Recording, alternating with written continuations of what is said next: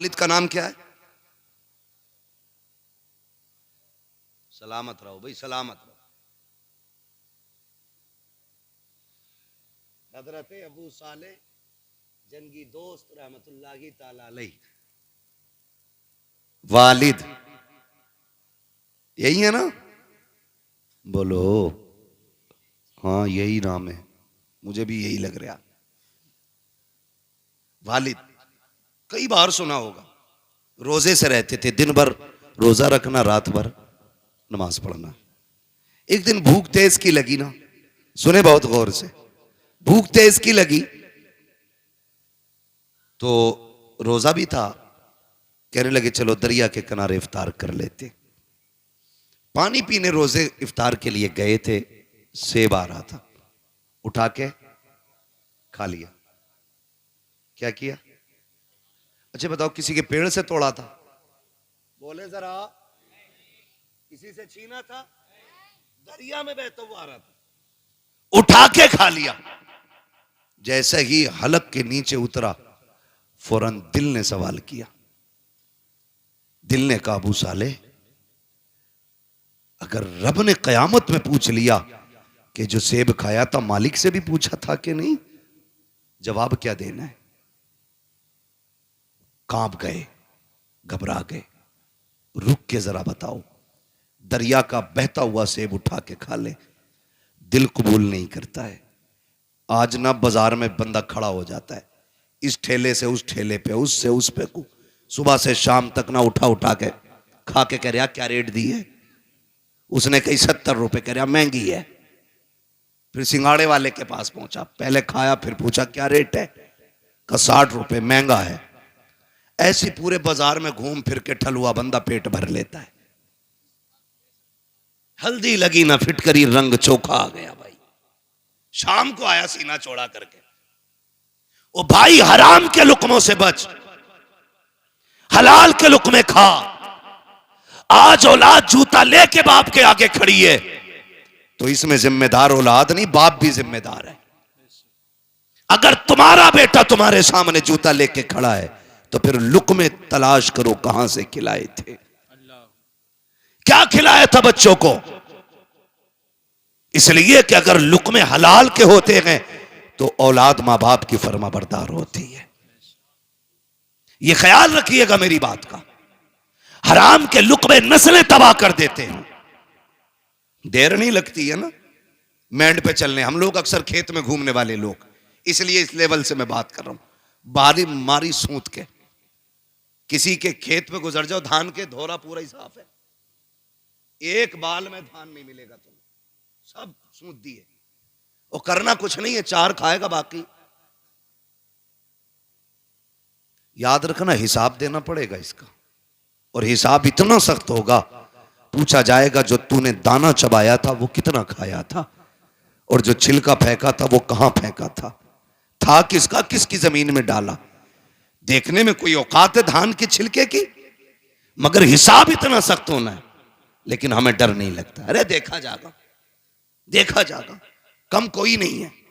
बाट देख लो, बेच रहा है ना तो 900 ग्राम तोल लिया, खरीद रहा तो 1 किलो 100 ग्राम डंडी मार के ले रहा।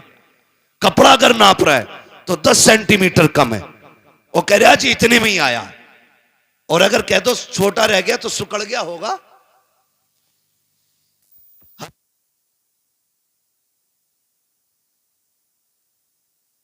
वालिद का नाम क्या है? सलामत रहो भाई, सलामत रहो। हजरत अबू साले जंगी दोस्त रहमतुल्लाहि ताला अलैह वालिद, यही है ना? बोलो। हाँ यही नाम है, मुझे भी यही लग रहा।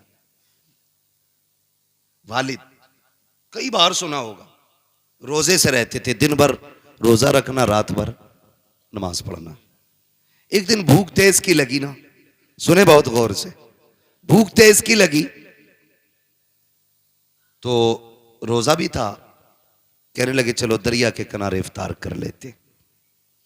पानी पीने रोजे इफ्तार के लिए गए थे, सेब आ रहा था, उठा के खा लिया। क्या किया? अच्छा बताओ, किसी के पेड़ से तोड़ा था? बोले जरा। किसी से छीना था? दरिया में बहता हुआ आ रहा था, उठा के खा लिया। जैसे ही हलक के नीचे उतरा, फौरन दिल ने सवाल किया। दिल ने कहा, अबू साले,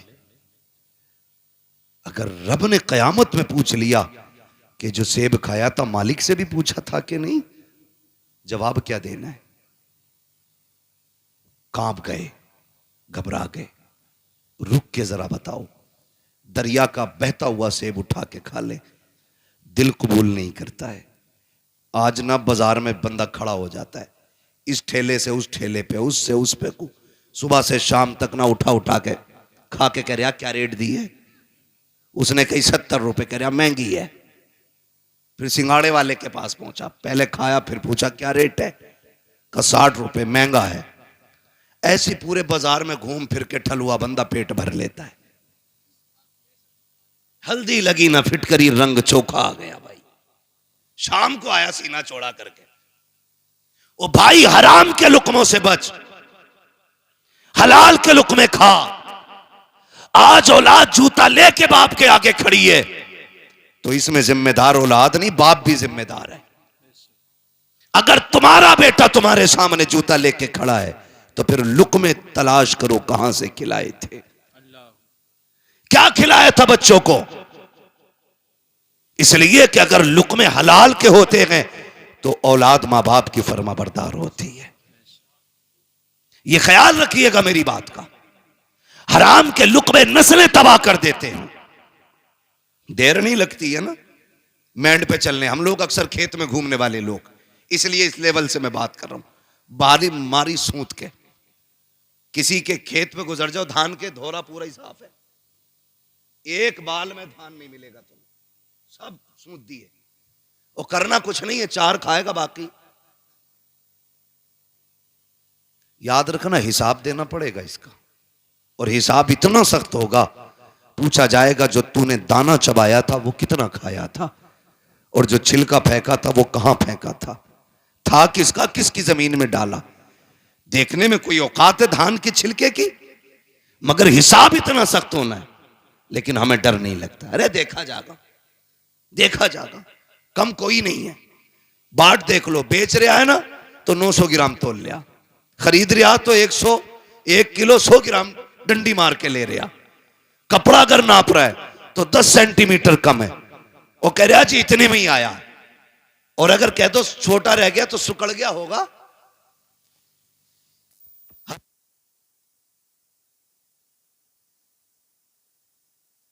की कसम, आज उसने 1 रुपए मेहनत की है, कल वो तेरे लिए 1.5 रुपया मेहनत करके लेके आए।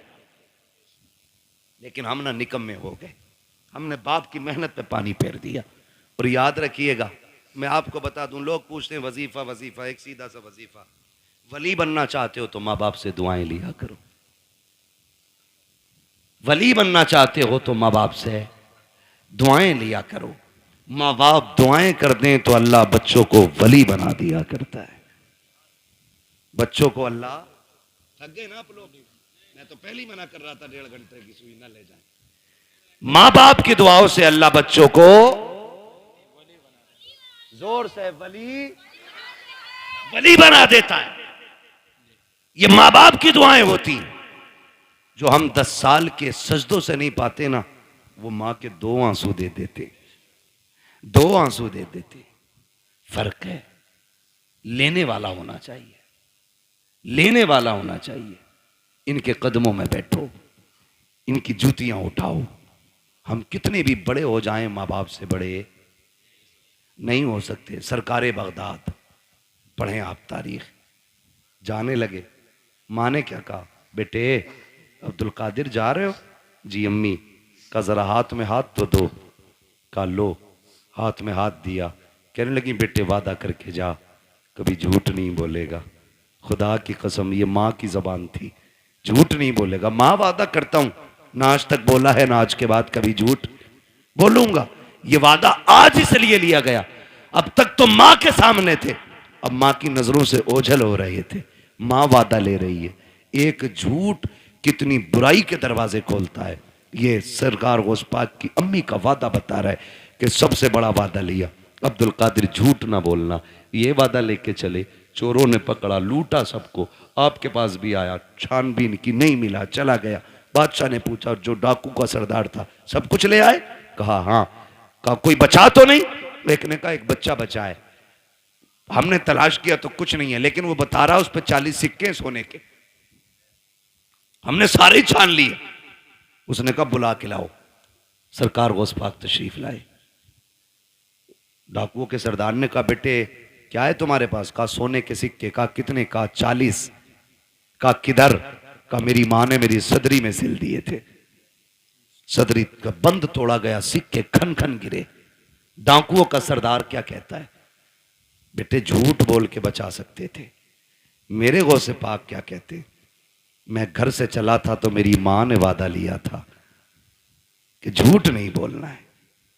अगर मैं झूठ बोल देता पैसे बच जाते, लेकिन मां से किया हुआ वादा तो टूट जाता ना।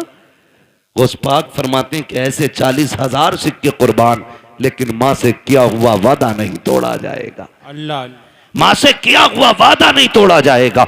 जैसे इतनी बात कही है, डाकुओं के सरदार ने तोड़ के कहा था शहजादे बता तो सही किस खानदान से ताल्लुक रखता है? फरमाते मैं मुस्तफा के खानदान से ताल्लुक रखता हूं, मैं हसनी हुसैनी सैयद हूं। जैसे इतना कहा है उसने कदम पकड़े, कहने लगे शहजादे माफी चाहते हैं, दुख दिया, हमें तौबा करा दीजिए। कहा क्यों? कहा हम ये सोच रहे हैं तुम्हें मां का वादा याद है, हम गुनाहगारों को खुदा का वादा याद नहीं रहा। अल्लाह अल्लाह अल्लाह अकबर। सरकार से पाक ने तौबा कराई डाकुओं के सरदार को। तो जो पीछे वाले लोग थे ना मुक्तदी उसके, कहते हैं जब पीर साहब जन्नत में जाएंगे तो फिर हम भी तो जाएंगे। उस्ताद के साथ वो भी तौबा करके गौस पाक के हाथ पे फिर ताइब हो गए। फरमाया गया जितने लोगों को बगदाद वाले ने तौबा कराई थी अल्लाह ने सबको वली बना दिया था। सुभान अल्लाह, सबको वली बना दिया था। ये शान सरकार गौसे पाक की है।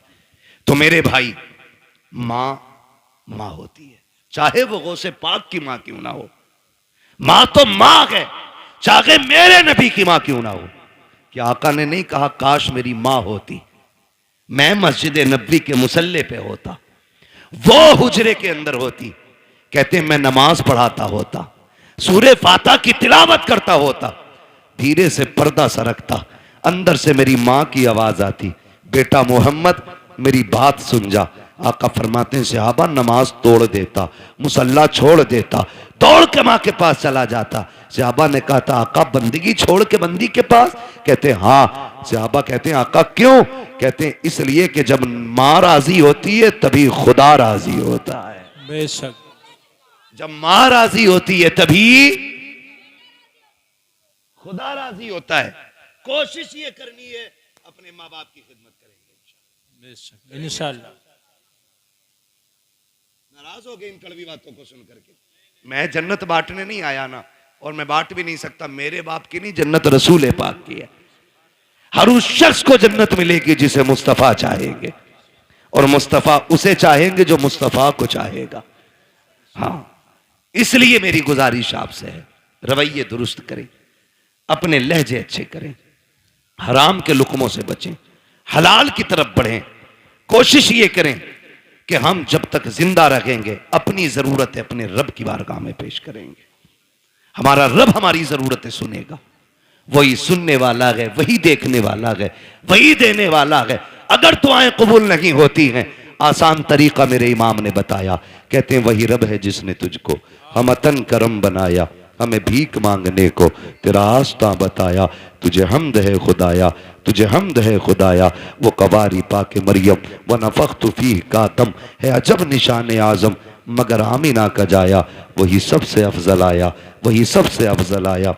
वो भाई नौजवानों बच्चों बुजुर्गों, मुसीबत आ जाए हराम की तरफ हाथ नहीं बढ़ाना है, अपने रहमान की तरफ हाथ बढ़ाना है, अपने रब की तरफ हाथ बढ़ाना है। अगर थक जाए आफतों से घिर के बैठ जाए तो फिर बेबस नहीं होना है, फिर करीम रब को आवाज देना। फिर देखना तुझे पुकारने में देर लगेगी, उसकी तरफ से मदद को आने में देर नहीं लगती है। बेशक मदद को आने में देर नहीं लगती है। लेकिन रवैया ही उल्टा, पेट में दर्द उठेगा कह रहा हाय मैया, फिर मैया आ गई तो कह रहा आए डॉक्टर। डॉक्टर ने कहा बस हो गया अब ना बचेगा। तो कह रहा या अल्लाह, ये जो बाद में आया ना, या अल्लाह, ये पहले आना चाहिए था, ये पहले आना था। बस इतना बदलना है अपने को।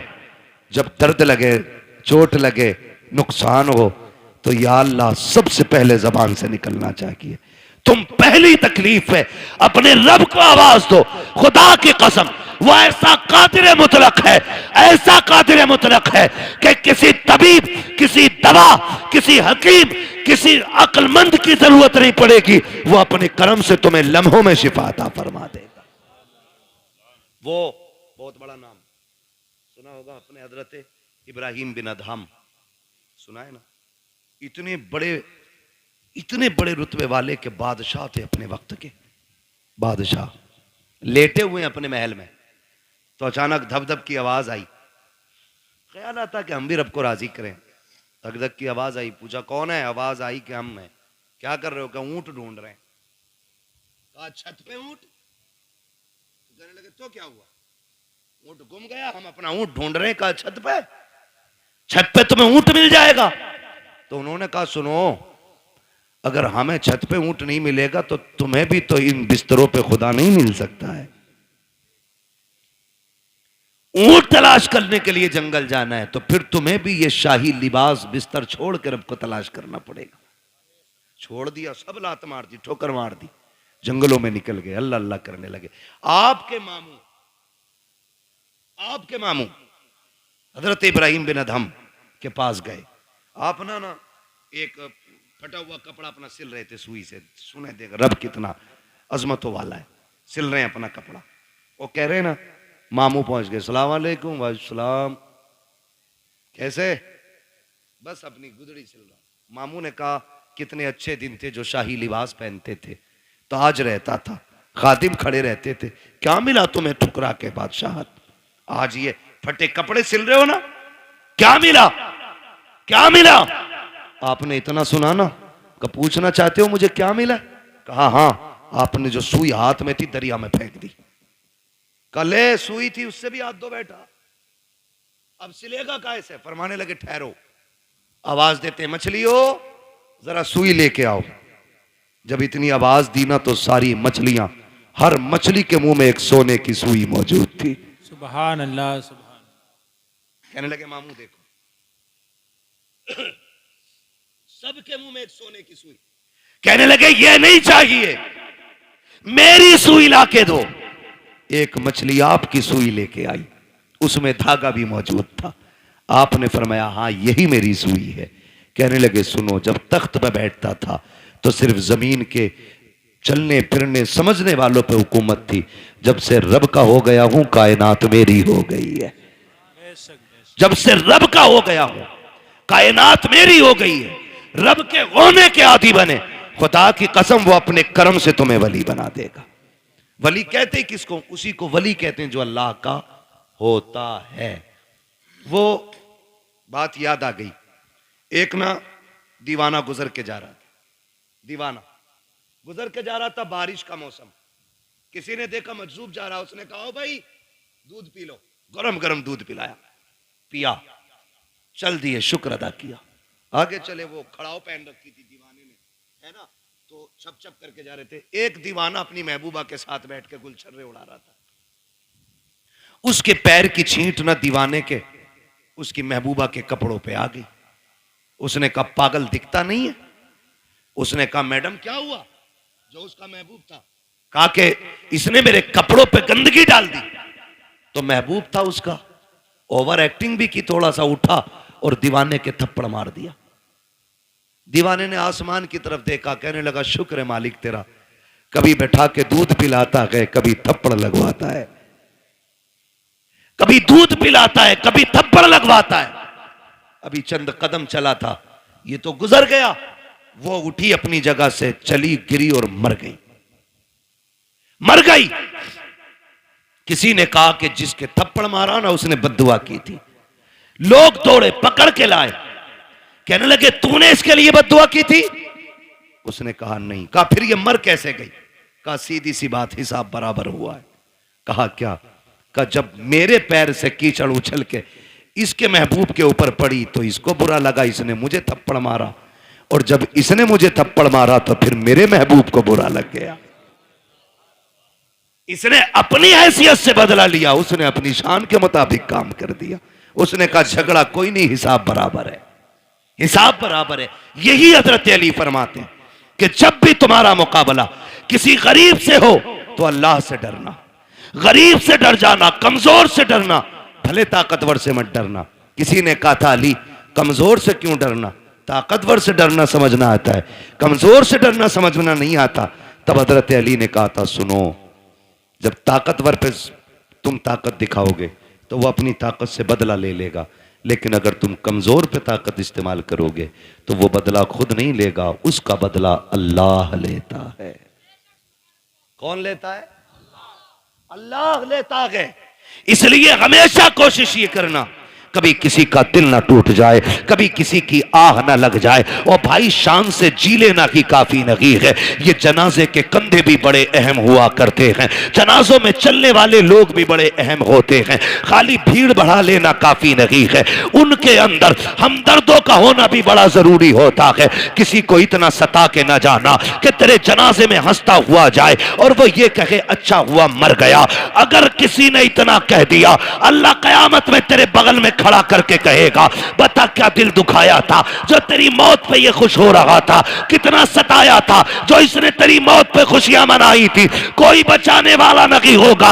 अपने मरने के बाद ऐसे हालात छोड़ जाना ताकि गरीब रो के ये कह सके मालिक आज के बाद सहारा कौन बनेगा, भूखों को कौन खिलाएगा, प्यासों को कौन पिलाएगा। ऐसे लोग छोड़ जा, तेरा तीजा हो ना हो तुझे बख्शवाने के लिए कब्र में मुस्तफा आ जाए। सुभान अल्लाह। असल ये है लहद में इश्क रुखे शह का दाग लेके चले, अंधेरी रात सुनी थी चराग लेके चले। तेरे गुलामों का नक्शे कदम है राहे खुदा, वो क्या भटक सके जो ये सुराग लेके चले। इसलिए अपने मरने के लिए तैयारी कर ले। अरे हम तो मर जाएंगे यार, हमें क्या देखना। नहीं, बड़ी गैरत आती है, बड़ी गैरत आएगी। बहुत गौर से ये बात सुन ले मेरी। कई बार ऐसा होता है अब्बा की कब्र पे खड़े होकर बेटा कहता भाई मेरे अब्बा ने किसी के पैसे लिए तो बता दो, मैं दे दूंगा, मैं दे दूंगा। अब्बा की कब्र पे खड़े होते। भाई मैं इस माइक की वजह से अपनी रोटेशन पे नहीं बोल पा रहा हूं, शजरा तो कतई नहीं पढ़ पाऊंगा इस पे। मैं बिना माइक के पढ़ दूं, क्योंकि माइक जो है ना जब मैं अपनी ताकत में आ रहा हूं तो ये बिल्कुल दबा दे रहा है। ये थोड़ा सा ये डिस्टर्ब हो रहा है ना इसमें, वो उनकी कमी नहीं है, थोड़ा मशीनरी ऐसी है। आपने थोड़ा सा ज्यादा ही सस्ता कर लिया है ना। जब जलसा बड़ा किया करो ना तो सेटिंग सही नहीं हो पाई शायद इसकी। मैं अपनी खुद रोटेशन पे जिस ले में मैं बात बोलता हूँ बोल ही नहीं पा रहा हूँ। थोड़ी देर बोलता हूँ आपको ही समझ आना बंद हो जाती है ना। बस तवज्जो करने थोड़ा सा, जरा बोल दें सुभान अल्लाह। मैंने क्या बात कही अभी आपसे? अपने जनाजे में ऐसे लोग छोड़ के जाना जो तेरे मरने के बाद तेरे ना होने का एहसास करें, तो जिंदगी जिंदगी है। तेरे जाने पे अगर किसी ने जश्न मनाया तो फिर कोई जिंदगी जिंदगी नहीं।